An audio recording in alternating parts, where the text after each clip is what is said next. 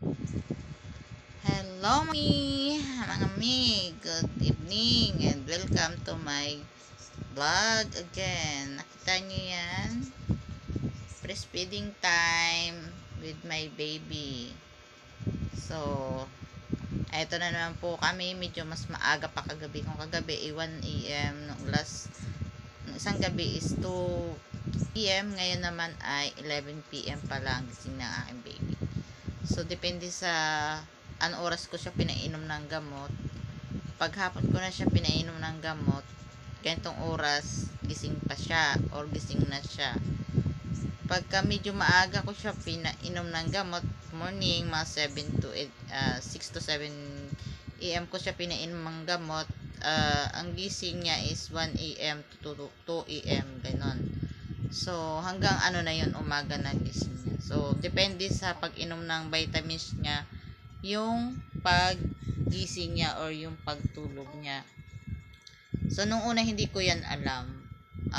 Bali yung asawa ko lang nagbigay sa akin ng idea na kailangan adjust ko yung pag-inom ng vitamins para mag-adjust din yung tulog niya. Kung gusto ko matulog sa gabi, so ganun ko siya painumin umaga pa lang. At kung ayaw ko naman matulog, so ganito ang mangyayari.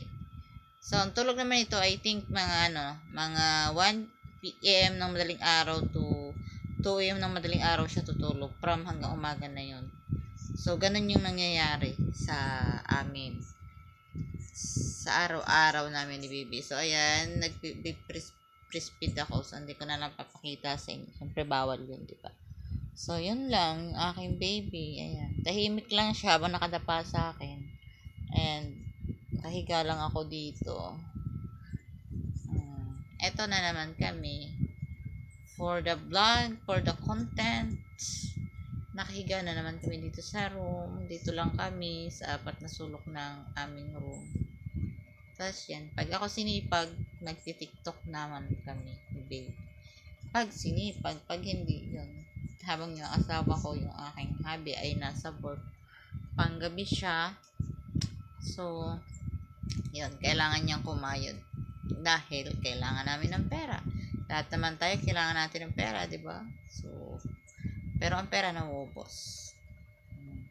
Pero ang kaligayahan, memories yan. Habang buhay yan. So, yun.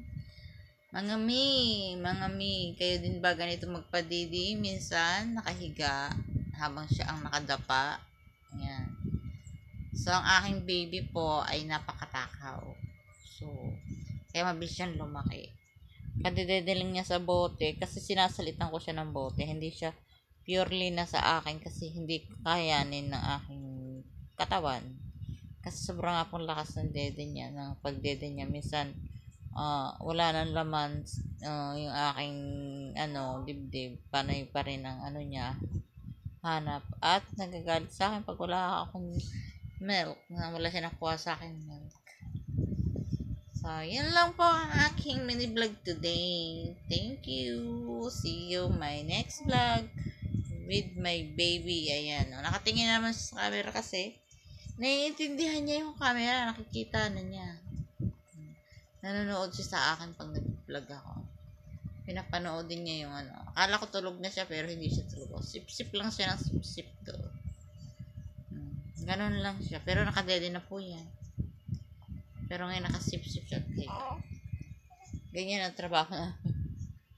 Bye-bye. See you.